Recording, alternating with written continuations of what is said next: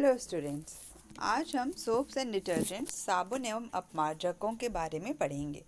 कपड़े साफ़ करने में और साथ में ही बर्तन साफ़ करने में और भी दूसरी चीज़ें जहाँ पर हमें ऑयली जो गंदगी है, ऑयली डर्ट है, उसको रिमूव करने में, तैलीय गंदगी को हटाने में इनका योगदान पता है। यहाँ पर हम जानेंगे कि साबुन एवं अपमार्जक ये रासायनिक रूप से क्या हैं, किस प्रकार ये जल में कार्य करते हैं जिससे कि हमारे कपड़े हों या बर्तन साफ़ हो जाते हैं। यानी कि हम सोप्स एंड डिटर्जेंट्स का जो वर्किंग मैकेनिज़्म है, इनकी जो केमिस्ट्री है, वो समझने वाले हैं। शुरू करते हैं पढ़ना। सबसे पहले इनकी परिभाषा। साबुन के अणु यानी कि जो मॉलिक्यूल्स हैं सोप के, सोप मॉलिक्यूल्स, ये लंबी श्रृंखला वाले कार्बोक्सिलिक अम्लों के सोडियम एवं पोटेशियम लवण हैं।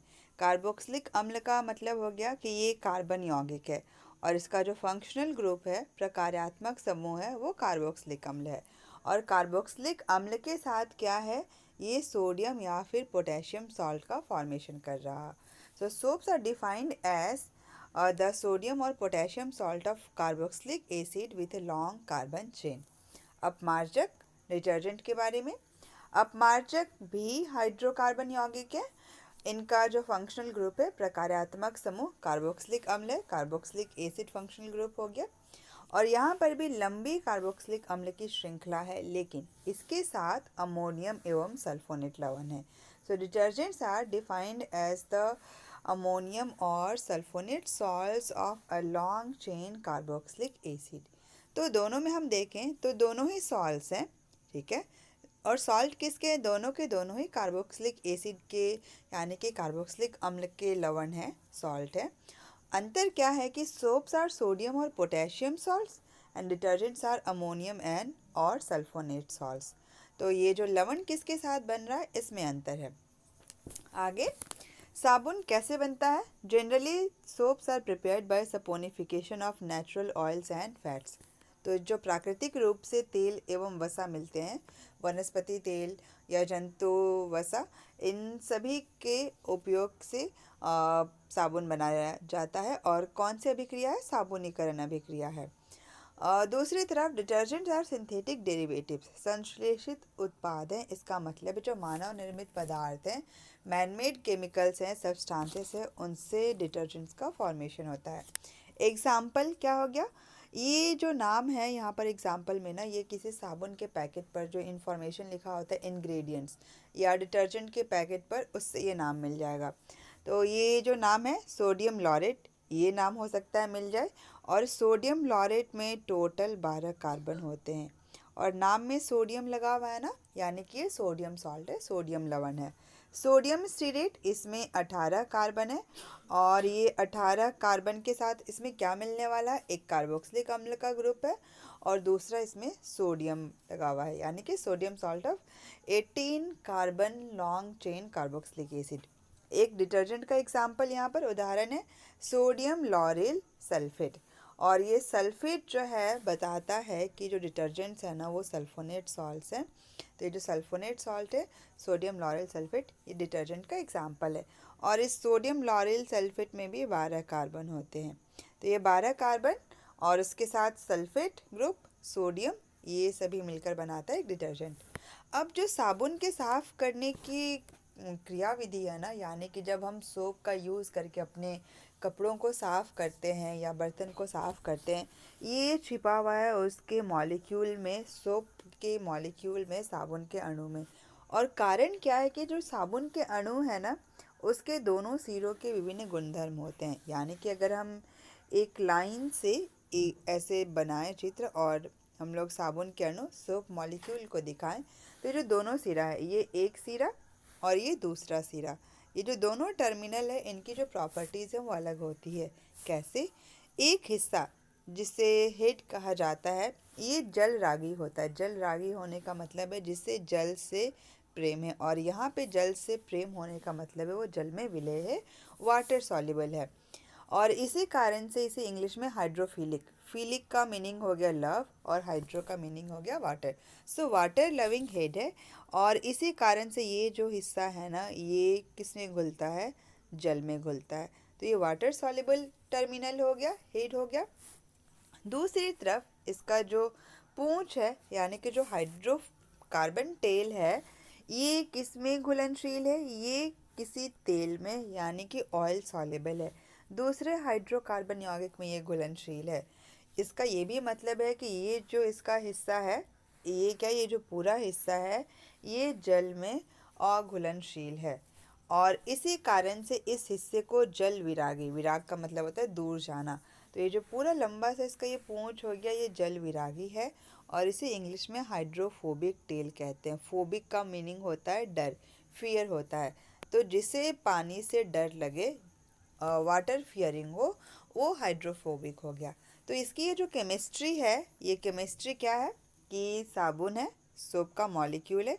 इसका एक एंड जो है वो वाटर लविंग है, यानी कि ये वाटर सॉल्युबल है, जल में घुलनशील है।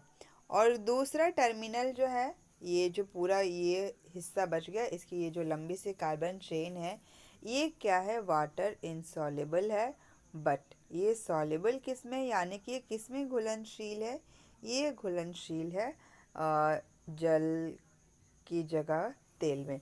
तो ये किसी तेल में या हाइड्रोकार्बन यौगिक में घुलनशील है, यानी कि ये जो हिस्सा है, जो लंबी कार्बन श्रृंखला वाला हिस्सा है, जो कार्बन चेन है यहाँ पर, वो ऑयल सॉल्युबल है। तो हमें ये केमिस्ट्री जो मिल रही है कि एक वाटर सॉल्युबल, दूसरा ऑयल सॉल्युबल है। ये कपड़ों को साफ करना जो है संभव हो पाता है, कपड़े इससे साफ होते हैं। कैसे? अब मान लिया हमने कपड़े साफ करने, कपड़े सभी ने कभी ना कभी साफ किए होंगे, किसी बर्तन भी साफ करने का मौका मिला होगा।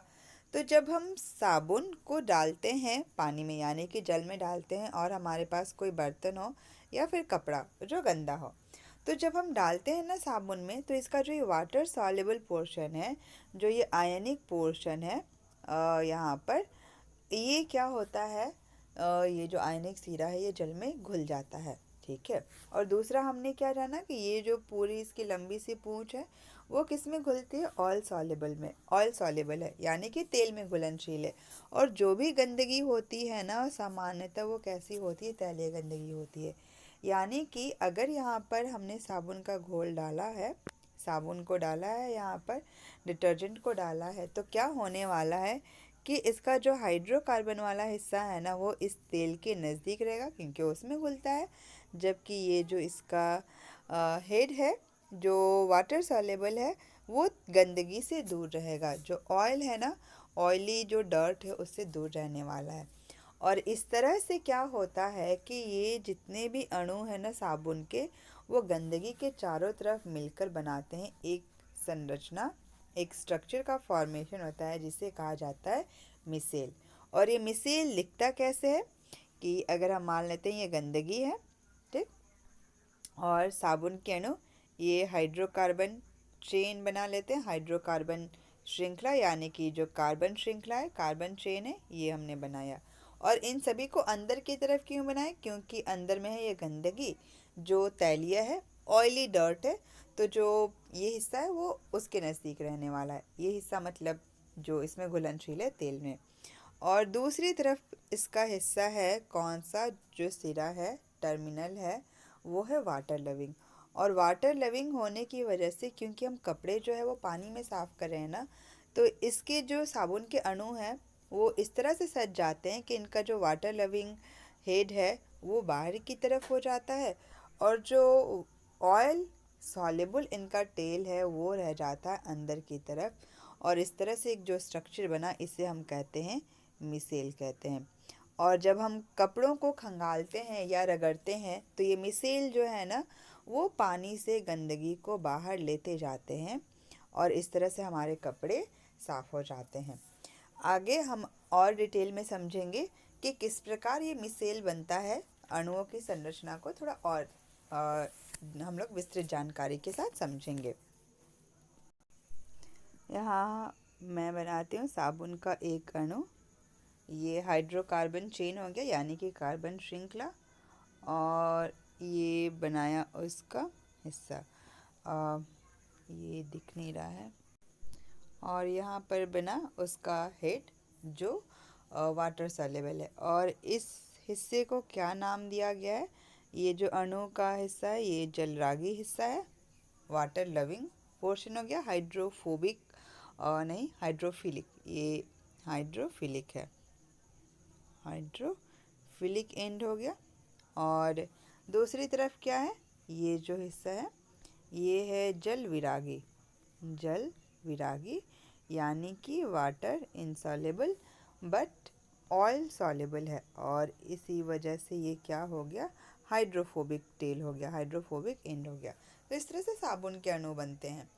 अब जब साबुन को जल की सतह में जल की माने जल की सतह पर या जल में जब डाला जाता है ना, तो ये जो अणु है, अब साबुन जब हम उपयोग कर रहे हैं तो बस एक अणु तो नहीं होता है, इस तरह के कई सारे अणु होते हैं।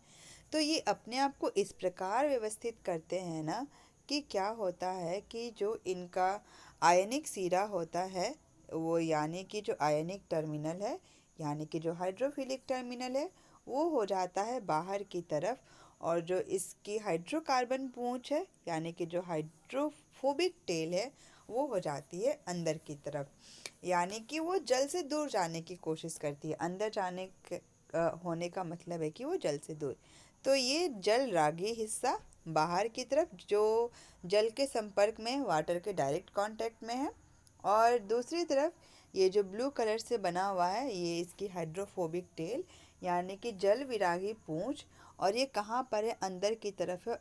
और अंदर में क्या है, तेल है या फिर गंदगी हम लोग इसको कह लें, ऑयल है, ये प्रेजेंट है।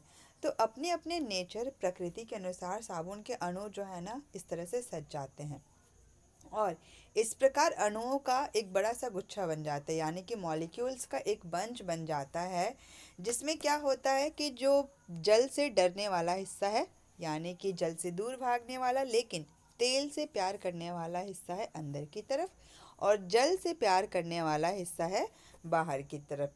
और ये जो संरचना बनी इसे हमने पहले भी पढ़ा कि इसे हम कहते हैं मिसेल।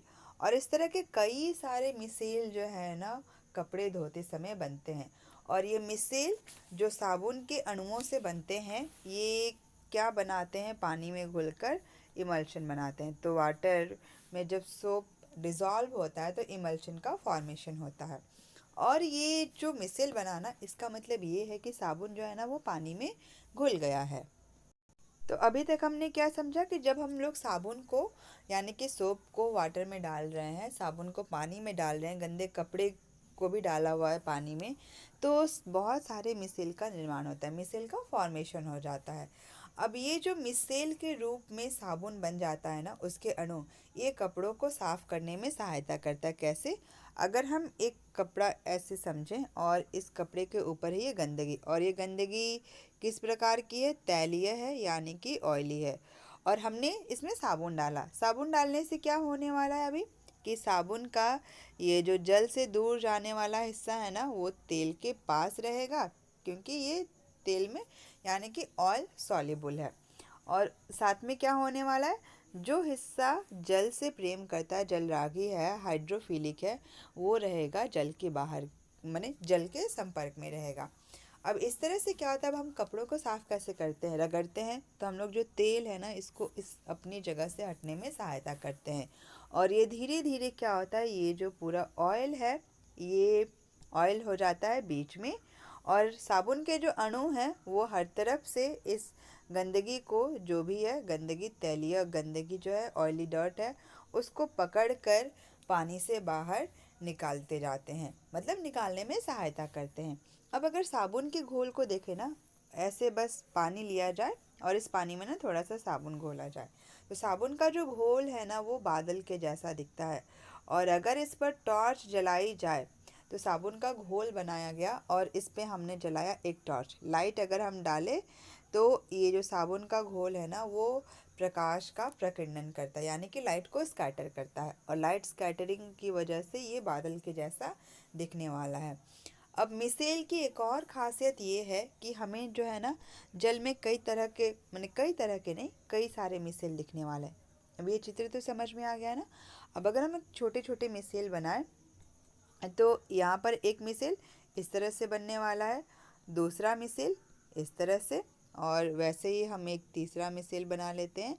और इन सभी की खासियत क्या है, तेल बीच में और चारों तरफ क्या होने वाला है, साबुन के अणु और बाहर की तरफ जो है ना, ये जल से प्रेम करने वाला हिस्सा जलरागी है। हाइड्रोफिलिक पोर्शन जो है वो बाहर है। यहाँ पर एक दूसरा हम लोग मिसेल बना लेते हैं। सेंटर में ऑयल और चारों तरफ सोप मॉलिक्यूल्स प्रेजेंट हैं। अब सारे सोप मॉलिक्यूल्स में क्या है कि इनका जो आयनिक एंड है ना, यानी कि जहाँ पर COO- Na+ प्रेजेंट है, ठीक है, ये COO- Na+ प्रेजेंट है, ये जो हिस्सा है सबका ही बाहर की तरफ है। तो ये सिमिलर चार्जेस होने की वजह से, समान आवेश होने की वजह से क्या होता है ना, सारे मिसाइल जो है ना वो एक दूसरे से दूर दूर रहते हैं, यानी कि इनके बीच होता है repulsion. So missiles they repel each other. क्यों? क्योंकि बाहर का जो इनका हिस्सा है ना, ये सभी का एक जैसा है। और एक जैसा कहने का मतलब है कि सभी का बाहर का हिस्सा जो है ना वो कैसा है, आयनिक। और सिमिलर आयन होने की वजह से, चार्ज होने की वजह से यहाँ पर होता है रिपल्शन, होता है विकर्षण। और इसी कारण साबुन का जो घोल है ना वो नीचे बैठ नहीं जाता, प्रेसिपिटेट यानी कि अवक्षेप नहीं बनता, और कपड़े जो है ना हमारे साफ हो जाते हैं। और साबुन कर क्या रहा है, ये जो ये मिसेल बना रहा ना, इस मिसेल के बनने का मतलब है कि साबुन तेल और पानी को मिलाने में सहायता कर रहा है। ये जो ऑयल और वाटर है उन दोनों को एक साथ मिक्स होने में हेल्प कर रहा है, जो कि हम जानते हैं कि तेल और पानी जो है ना, ये दोनों इमिसिबल लिक्विड्स है, यानी कि ऐसे द्रव हैं जो आपस में अघुलनशील है। लेकिन साबुन का जो मिसेल है, यानी कि जो साबुन के अणु हैं, खुद साबुन जो है वो इन दोनों को एक दूसरे के साथ मिक्स होने में हेल्प करता है, जिससे कि हमारे कपड़े साफ़ हो जाते हैं। लास्ट में हम थोड़ा सा जानेंगे कि ये साबुन एवं अपमार्जक यानी कि सोप्स एंड डिटर्जेंट्स में क्या डिफरेंस है, किस तरह से ये काम करते हैं। तो पहला तो है कि साबुन जो है वो कठोर जल में अप्रभावी है, स्कम का फॉर्मेशन करता है, स्कम निर्माण करता है, लेकिन उसी जगह पर अपमार्जक कठोर जल में प्रभावी है, स्कम का निर्माण नहीं करता है। अब ये कठोर जल क्या होता है, तो जल जिसमें कैल्शियम के सॉल्ट प्रेजेंट हो और साथ में मैग्नीशियम के सॉल्ट्स प्रेजेंट हो, तो ऐसा जल जिसमें कैल्शियम और मैग्नीशियम के लवण मौजूद हों, उपस्थित हो, वैसे जल को हम कठोर जल कहते हैं, हार्ड वाटर कहते हैं। So the water which contains salts of calcium and magnesium is known as hard water. और ये कैल्शियम और मैग्नीशियम क्या करता है ना, कि ये सोप मॉलिक्यूल्स के साथ रिएक्शन करता है और प्रेसिपिटेट का फॉर्मेशन करता है और शेप बनाता है। अगर कभी कठोर जल का उपयोग किया जाए ना, कभी ऐसा हुआ है कि पानी और साबुन, कपड़ा जो है ना वो साफ़ नहीं हो रहा, चिपचिपा ही रह जाता है। बाल भी अगर साफ़ किए जाए ना ऐसे पानी में, कठोर जल में, हार्ड वाटर में, तो कपड़े साफ माने बाल भी साफ़ नहीं होते हैं। और कारण ये है कि साबुन जो है ना ये कठोर जल में काम ही नहीं कर पाता। उसी की जगह अगर हम लोग डिटर्जेंट अपमार्जक का उपयोग करें ना, तो वो कठोर जल में भी कपड़े साफ़ कर देगा। दूसरा अंतर है, साबुन ये प्राकृतिक वसा एवं तेल से बनते हैं, जबकि अपमार्जक मानव निर्मित पदार्थों से बने हैं। साबुन जैव निम्नीकरणीय होते हैं, यानी कि इनका विघटन हो जाता है सूक्ष्म जीवों के द्वारा। अपमार्जक सामान्यतः अजैव निम्नीकरणीय होते हैं, यानी कि सूक्ष्म जीव इनको विघटित नहीं कर पाते। Soaps they are not effective in hard water and they have a tendency to form scum in hard water। और ये scum क्या है, ये जो कैल्शियम और मैग्नीशियम सॉल्ट्स प्रेजेंट है ना हार्ड वाटर में, वो सोप के साथ रिएक्ट करके स्कम का फॉर्मेशन करते हैं। Whereas the detergents they are effective in hard water and they do not form scum। इसका मतलब ये भी है कि अगर हमारे पास कठोर जल हो, हार्ड वाटर हो ना, तब हम सोप का यूज़ करके, हम साबुन का उपयोग करके जो है ना बता सकते हैं कि कौन सा जल सॉफ्ट वाटर है, कौन सा हार्ड वाटर है, यानी कि मृदु जल और कठोर जल। जिस जल में काम कर जाए वो हो जाएगा सॉफ्ट वाटर, यानी कि मृदु जल हो जाएगा।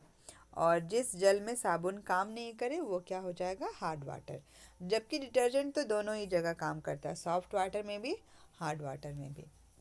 उसके बाद नेक्स्ट डिफरेंस क्या है कि the soaps they are derived from natural oils and fats, whereas the detergents they are made from man-made substances, and soaps are biodegradable, it means they are eco friendly, ये पर्यावरण हितैषी है, पर्यावरण के लिए ये हानि नहीं करते, पर्यावरण को नुकसान नहीं पहुंचाते। जबकि detergents are non biodegradable and they harm our surroundings, our environment in different ways. तो ये हमने जाना इन दोनों के बीच डिफरेंस। एक और डिफरेंस यहाँ पर मैं लिख देती हूँ, ये है इनके केमिस्ट्री से रिलेटेड जो हमने डेफिनेशन में पढ़ा। तो इनका डेफिनेशन जो है वो खुद भी एक अंतर है, इनके बीच का डिफरेंस है। लेकिन साथ में हम और क्या लिख सकते हैं कि इनका ये जो एंड है ना, हाइड्रोफिलिक एंड, वहाँ पर ये CaOO-Na+, COO कहाँ से आया, कार्बोक्सिलिक एसिड से आया, और सोडियम सॉल्ट है। इसकी जगह पर क्या हो सकता है, ये दूसरा सोप मॉलिक्यूल, ये कार्बोक्सिलिक एसिड फंक्शनल ग्रुप प्रकारात्मक समूह, और पोटेशियम भी हो सकते हैं क्योंकि सोडियम पोटेशियम सॉल्ट दोनों ही है। जबकि डिटर्जेंट्स के लिए क्या हो जाएगा, अगर हमने ये बनाया है कार्बन चेन, तो इसके साथ लगा होता है एक ऑक्सीजन, सल्फर, अगर ये सल्फोनेट है तो ऊपर में एक ऑक्सीजन डबल बॉन्ड के साथ, नीचे में एक ऑक्सीजन, यहाँ पर ये सल्फोनेट ग्रुप, और सल्फोनेट ग्रुप के साथ लगा होता है सोडियम या फिर पोटेशियम हो सकता है। तो इनका ये जो टर्मिनल पोर्शन है ना, यानी कि जो हाइड्रोफिलिक एंड है, जल रागी सिरा जो है वो भी एक दूसरे से अलग होता है। तो कुल मिलाकर हमने जाना यहाँ पर ये डिफरेंसेस, अंतर। इसके पहले हमने जाना कि ये मिसेल का फॉर्मेशन क्या होता है, कैसे होता है। साबुन को जब हमने जल में डाला तो बीच में तेल हो जाता है और चारों तरफ साबुन के अणु अपने आप को इस प्रकार सजा लेते हैं कि इनका आयनिक सीरा बाहर और जो जल विरागी हाइड्रोकार्बन पूंछ है वो रहता है अंदर की तरफ। और ये जो संरचना बनती है इसे ही हम मिसेल कहते हैं। और मिसेल के बनने से क्या होता है कि साबुन का पानी में इमल्शन बन जाता है और हमारे कपड़े जो है वो साफ़ हो जाते हैं। उसके पहले हमने इनके बारे में थोड़ी सी जानकारी पढ़ी कि साबुन कैसे बनता है, डिटर्जेंट्स का फॉर्मेशन एंड सर्टेन एग्जाम्पल। और ये कार्बन का नंबर याद रखा भी जा सकता है। और उसके पहले डेफिनेशन जो खुद ही इन दोनों के बीच एक अंतर बताता है। उम्मीद है कि टॉपिक समझ में आया होगा, और अगर समझ में आया हो तो मेरी वीडियो को लाइक करें और सब्सक्राइब करें मेरे चैनल को, और शेयर करें, और कमेंट सेक्शन में बताएं कि और कौन से टॉपिक पर मैं वीडियो बनाऊं।